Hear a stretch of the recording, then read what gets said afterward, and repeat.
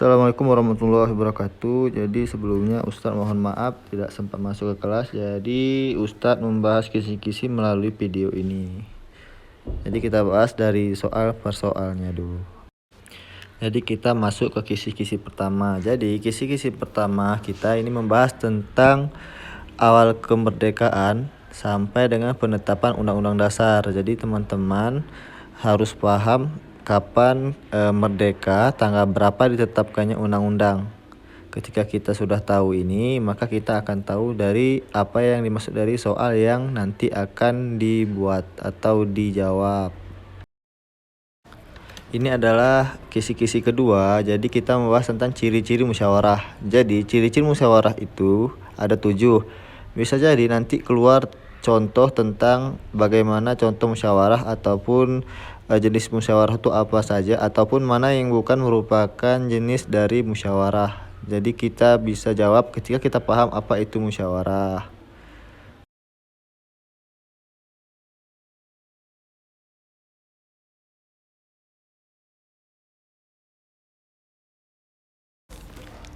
Kisi-kisi selanjutnya yaitu membahas tentang makna alinea pertama. Jadi pertanyaan yang akan keluar adalah seputaran tentang makna alinea pertama.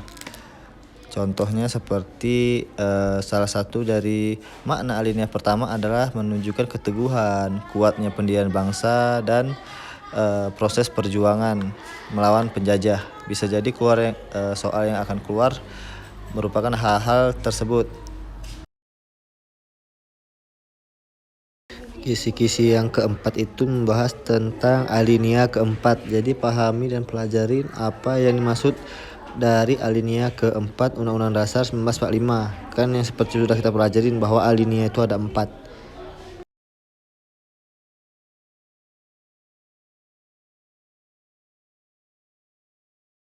Soal atau kisi-kisi yang kelima membahas tentang salah satu tugas penerus bangsa Indonesia. Yang pasti kita harus berpikiran positif untuk menjawab soal ini. Yang kemudian ingat kata kuncinya adalah mempertahankan kelestarian dan pokok-pokok pikiran. Itu adalah kata kunci soal kali ini.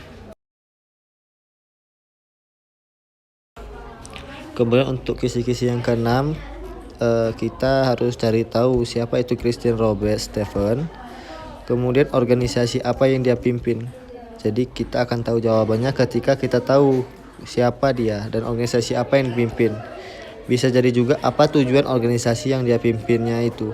Ini berkaitan dengan salah satu pemberontakan yang terjadi di Indonesia setelah merdeka dari 45 sampai 50, 1945-1950. Kemudian soal yang nomor 7 itu membahas tentang pemberontakan G30 SPKI. Jadi contohnya kan salah satu tujuannya kan membentuk negara komunis di Indonesia. Jadi kalau kita tahu tujuan dari G30 SPKI ini, kita tahu jawaban apa dari nomor 7.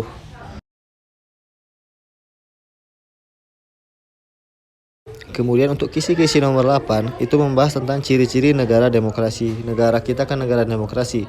Demokrasi itu kan artinya musyawarah. Kata kuncinya musyawarah. Kemudian tidak egois dan lain-lain. Jadi kita harus cari tahu dulu apa itu demokrasi. Kemudian kita akan tahu apa jawaban dari demokrasi tersebut. Kemudian kita masuk ke kisi-kisi yang ke-9, yaitu contoh pengamalan Undang-Undang Dasar 1945 alinea pertama. Jadi teman-teman, kakak-kakak, abang-abang semua, pahami tentang makna alinea pertama. Apa aja isinya, contohnya apa aja, silakan pelajarin lagi. Seperti apa yang sudah pernah dijelaskan.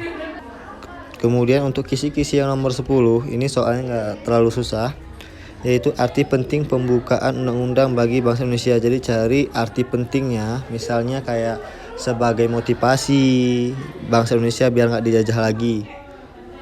Jadi itu soal pilihan ganda, kisi-kisi pilihan ganda.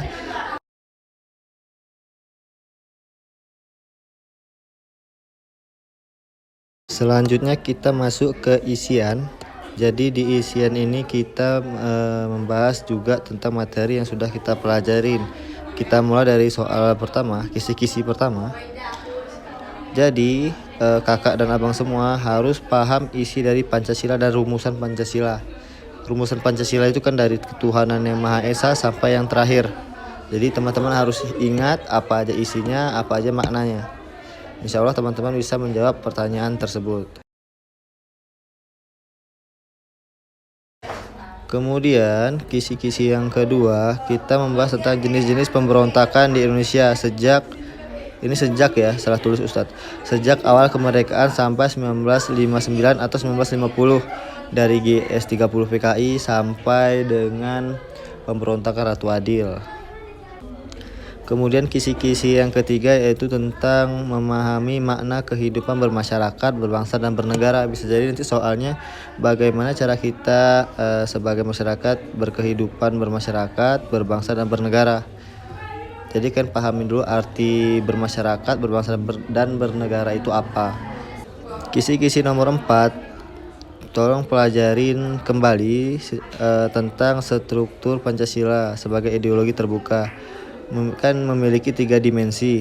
Ulangi kembali materinya atau cari kembali di Google atau di buku tentang materi tersebut.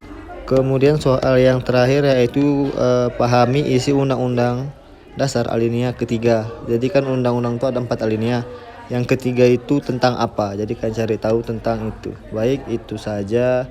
Mohon maaf kalau masih ada kesalahan. Nanti kalau ada yang belum jelas tolong ditanyakan aja langsung di kolom komentarnya. Terima kasih. Assalamualaikum warahmatullahi wabarakatuh.